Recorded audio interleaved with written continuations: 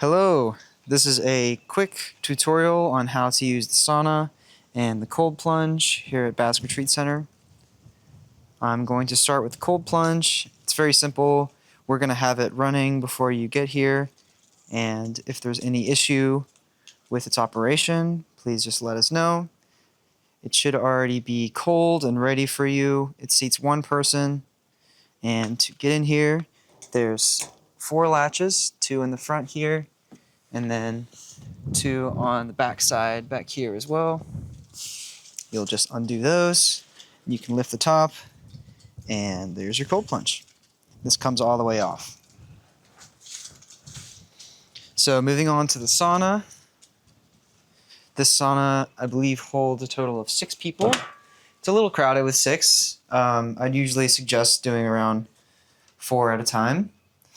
So in here, we keep our water bucket with the ladle,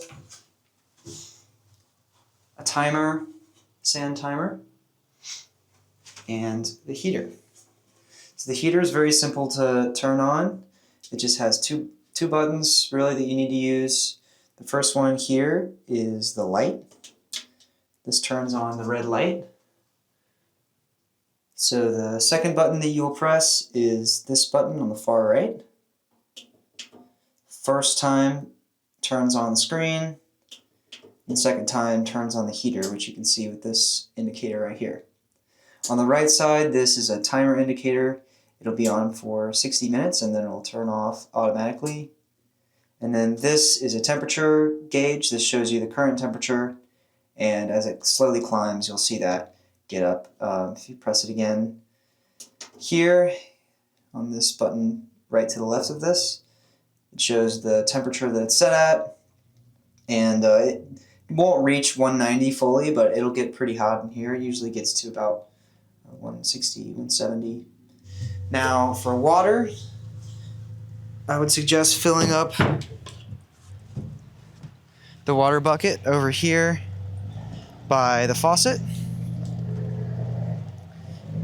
And you can just turn this on and fill it up here. This faucet has filtered water from the well here, so it's safe to use inside of the sauna. Once you bring it over, you can set it outside here.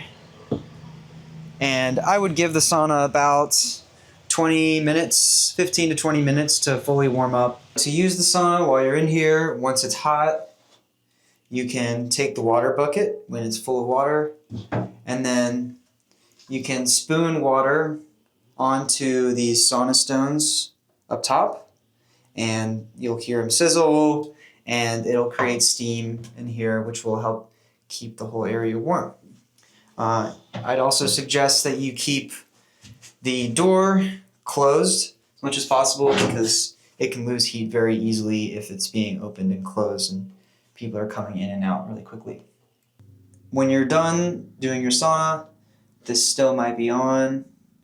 So rather than letting it run out of time, if you could just hit this again, it'll turn the whole thing off, and then hit the light again, turn the red light off. And outside of the sauna, we have hooks on the side. If you want to hang your towel or clothes or anything, you can use these hooks, and you can use these benches to hold things. Thank you very much. Have a happy time.